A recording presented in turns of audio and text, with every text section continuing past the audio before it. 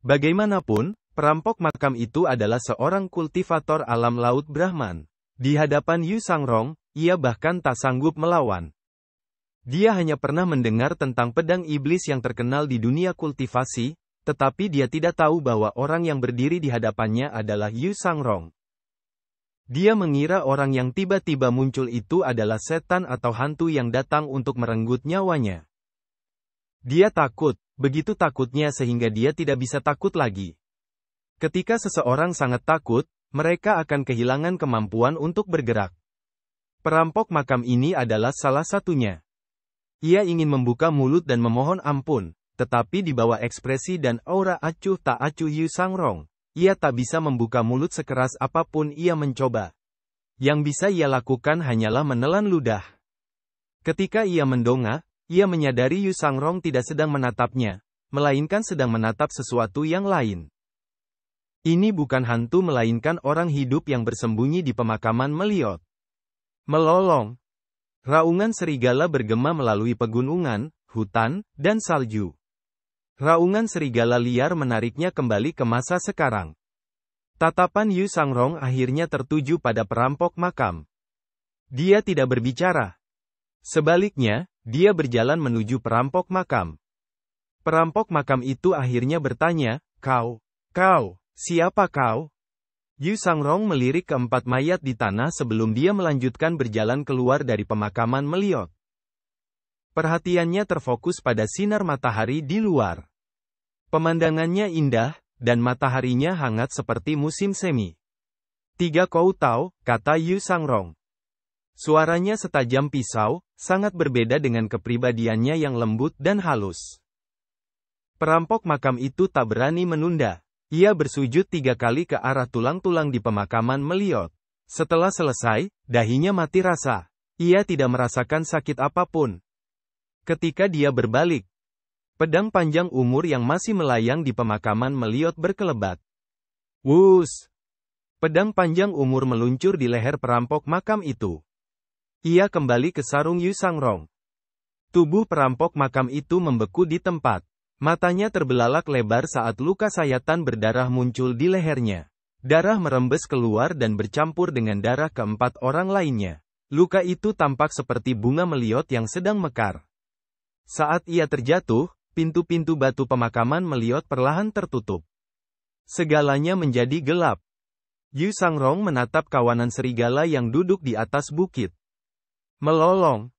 Serigala-serigala itu melolong bersama-sama, menyebabkan butiran-butiran salju di dahan pohon berjatuhan.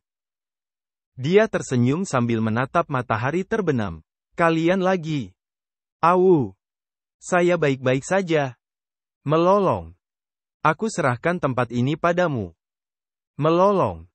Saya berasumsi bahwa Anda mengerti. Yu Sangrong berbalik perlahan dan berjalan ke tenggara. Berderit, berderit, berderit. Mungkin sudah lama ia tidak menikmati sensasi melangkah di atas salju, ia tidak terbang. Begitu saja, selangkah demi selangkah, ia berjalan menembus salju, menerobos hutan, dan tiba di depan sebuah gunung. Yu Sangrong mengangkat tangan kanannya dan mengangkat telapak tangannya. Avatarnya muncul. Avatar wawasan 100 kesengsaraan melayang di atas telapak tangannya.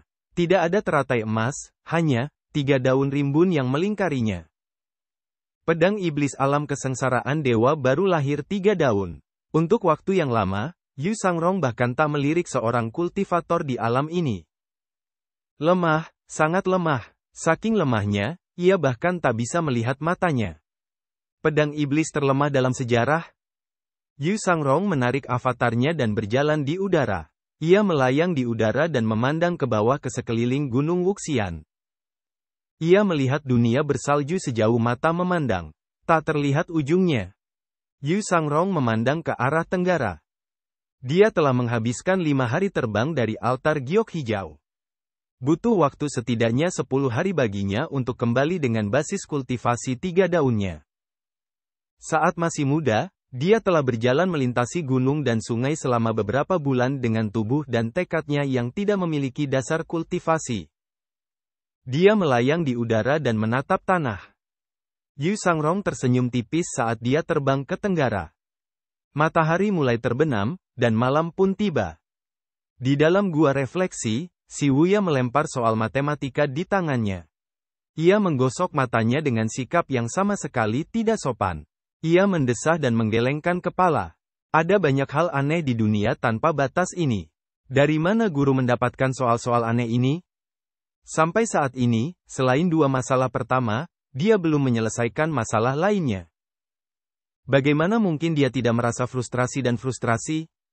Cahaya bulan menyinari gua refleksi. Gemerisik. Suara aneh terdengar di telinganya. Siapa di sana? Si Wuya berjalan menuju pintu masuk gua dan mengamati area itu dengan matanya. Suaranya tersembunyi dengan baik, tetapi si Wuya mendengarnya. Teknik pernapasan dalam. Banyak kultivator akan mengolah metode kultivasi yang mirip dengan teknik pernapasan batin untuk mengumpulkan informasi. Sesuai namanya, kultivator akan seperti orang mati jika ia bernapas ke dalam dan menarik energinya. Teknik pernapasan batin tidak boleh digunakan terlalu lama, karena akan menyebabkan cedera internal. Tujuannya adalah untuk melindungi indera para elit. Oleh karena itu, sekte-sekte besar telah membangun berbagai formasi dan penghalang untuk mencegah mata-mata memata-matai mereka. Teknik pernapasan batinnya mirip dengan teknik manusia biasa. Pertama, mereka tidak akan mampu melewati penghalang. Kemudian, mereka akan terperangkap oleh formasi. Penghalang Gunung Golden Court telah lama menghilang. Akan tetapi, mengingat reputasi Paviliun Langit Jahat, itu bukanlah tempat yang berani dimasuki oleh bajingan biasa. Siapa yang begitu berani? Wus! Sesosok muncul dari tanaman merambat di sebelah kanan dekat gua refleksi. Tuan Sekte. Sosok itu berlutut di gua refleksi segera setelah dia muncul.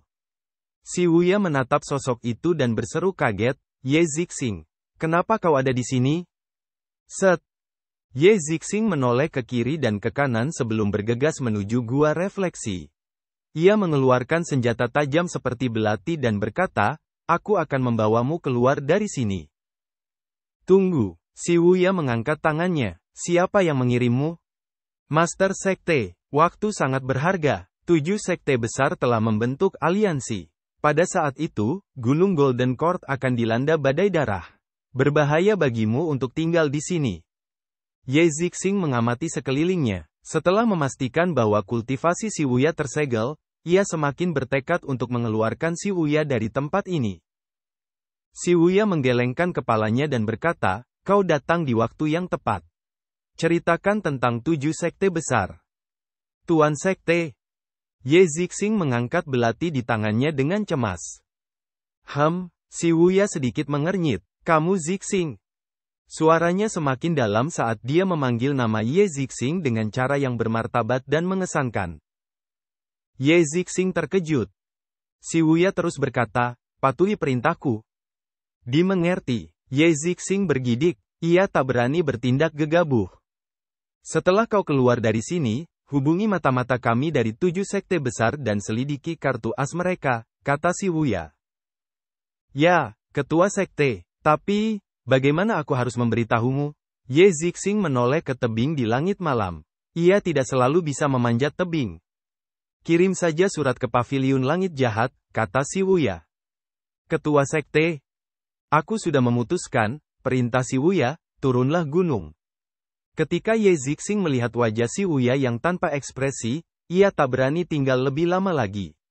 Ia berbalik dan menghilang ke dalam kegelapan. Sementara itu, Duan Museng berdiri di atas pohon yang menjulang tinggi di luar paviliun utara.